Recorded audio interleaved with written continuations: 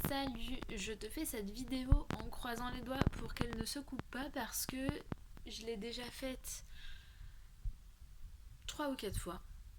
4 plutôt, et à chaque fois ça coupe parce que j'ai plus d'espace dans mon téléphone. Donc je vais essayer d'aller à l'essentiel. Euh, et comme c'est une vidéo sur la procrastination, et ben en vrai, avec toutes ces coupures, j'ai failli ne pas la faire, mais j'ai quand même envie de te la faire. Et si ça coupe, eh bien tant pis, je vais l'uploader comme ça et je la finirai une prochaine fois parce que j'ai vraiment envie de te faire cette vidéo pour t'expliquer mes astuces et pourquoi on procrastine, et j'en ai marre de devoir la couper. Voilà. Alors, donc cela étant dit, alors pourquoi je te parle de procrastination aujourd'hui? C'est parce que donc tu as vu que je montais ma chaîne, et puis en fait je veux monter mon audience sur Instagram et sur YouTube, et puis par mail aussi pour parler de mental défense. Donc je ferai une autre présentation de mental défense parce que sinon mon téléphone va couper.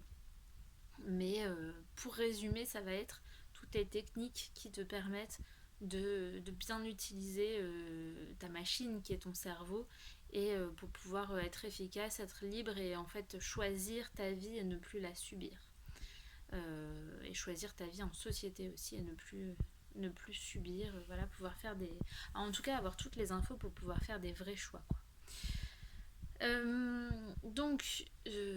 Sauf que voilà, quand t'as pas beaucoup d'audience, que tu commences, quoi, c'est difficile de pas procrastiner parce que euh, personne ne t'attend au tournant. C'est-à-dire que si j'envoie pas de vidéo demain, euh, j'ai presque pas d'abonnés qui vont me dire ben alors on attendait une vidéo, etc.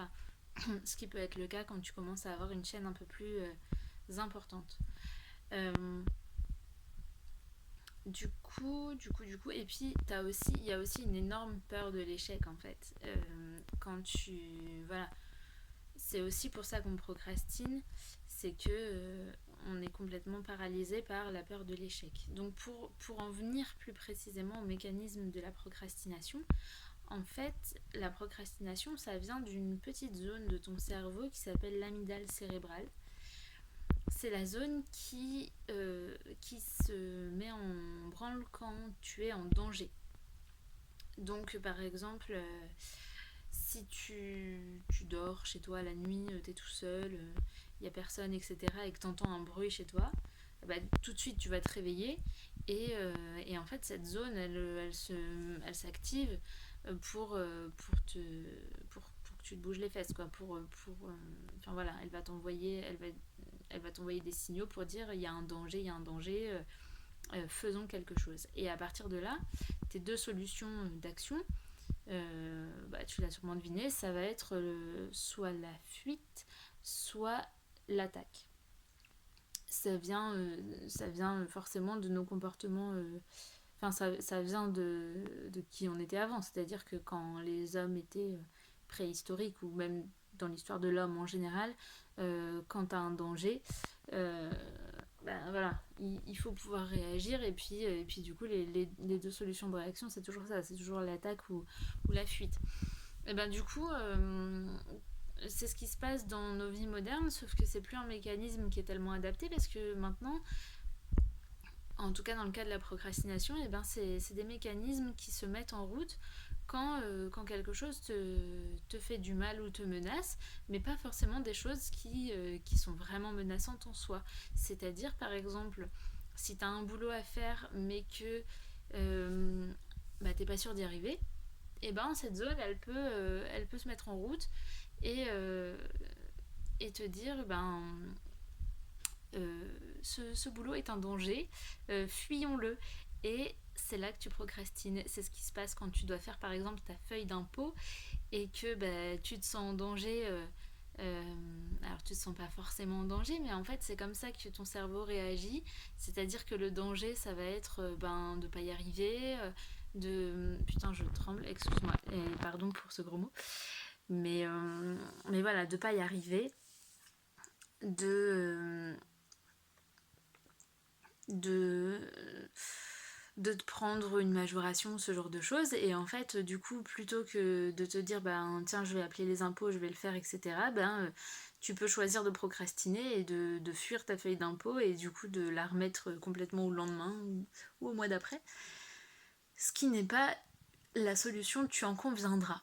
Euh, donc je suis sûre que tu peux relier ça avec plein de situations de ta vie, hein. Moi ça m'arrive aussi. D'ailleurs dans le cas de la création de contenu, ben voilà, je peux très bien procrastiner le fait de sortir une vidéo ou de sortir un post sur Instagram parce que mon danger c'est que personne ne like, personne ne le voit ou bien que les gens mettent des critiques négatives et du coup ça fait peur à mon cerveau parce que mon cerveau se dit oulala, là là, on risque d'être rejeté et pour un être humain qui est un être social, le rejet, et ben c'est très douloureux en fait. Et du coup, à partir de là, il se peut très bien que je procrastine le fait de faire du contenu. Bon, mais comme c'est pas la solution évidemment pour avancer dans sa vie et que je pars du principe que plus, enfin c'est pas un principe, c'est même quelque chose qui est clair, mais plus tu fais quelque chose, plus tu t'y habitues, plus ça devient facile. Et bien, je te propose de partager 3 ou même 4 stratégies que j'utilise quand je sens que là je flippe de pas y arriver et que j'ai tendance à procrastiner. Alors ma première stratégie, c'est de me mettre des deadlines. C'est-à-dire que, en fait, je me mets pas juste des deadlines parce que si tu dis juste il faut que ce soit fait à telle date, ça risque pas forcément de marcher. Mais je me mets des deadlines en me disant je fais le truc et je paniquerai après. C'est-à-dire, par exemple, je voulais écrire un bouquin et c'est quelque chose que j'ai jamais fait.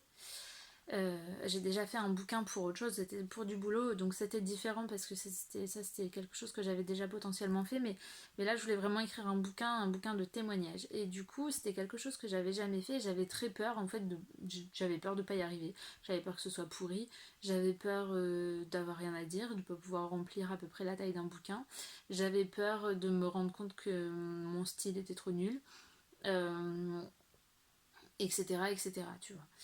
Et du coup, je me suis mis une deadline et je me suis dit, ben, je vais le faire. Je vais faire le premier jet, en fait, je vais tout écrire, tout écrire, tout écrire.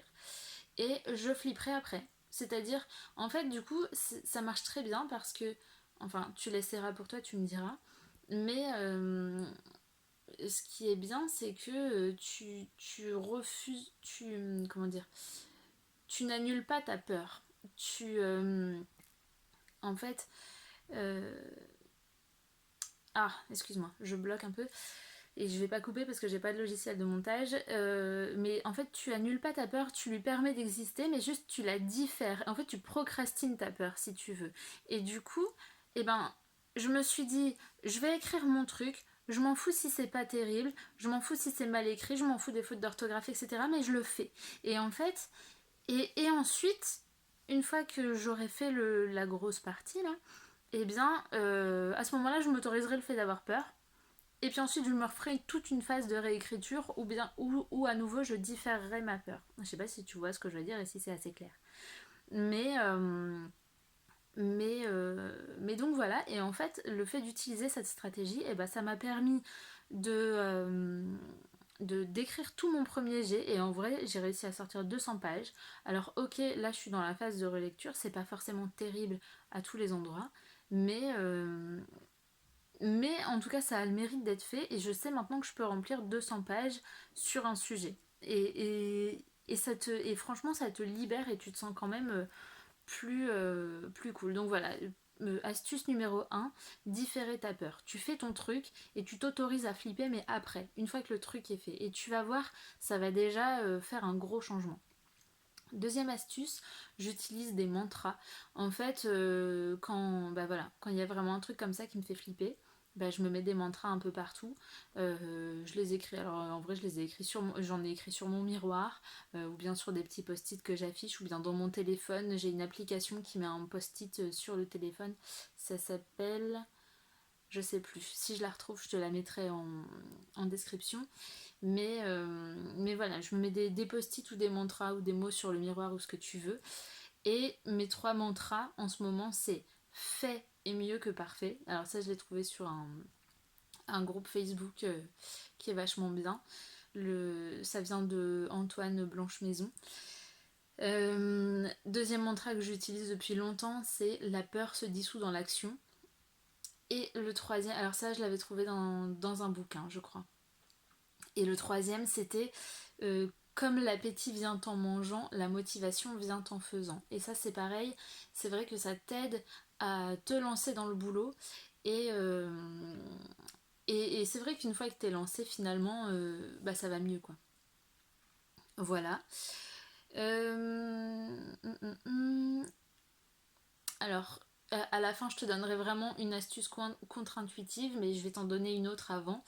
Euh, donc, l'autre astuce que j'utilise, c'est que je me dis, donc c'est un peu cohérent avec le truc quand l'appétit vient, comme l'appétit vient en mangeant et tout, mais des fois, je me dis, ok, j'ai tel truc à faire, et ben je vais le faire pendant 5 minutes.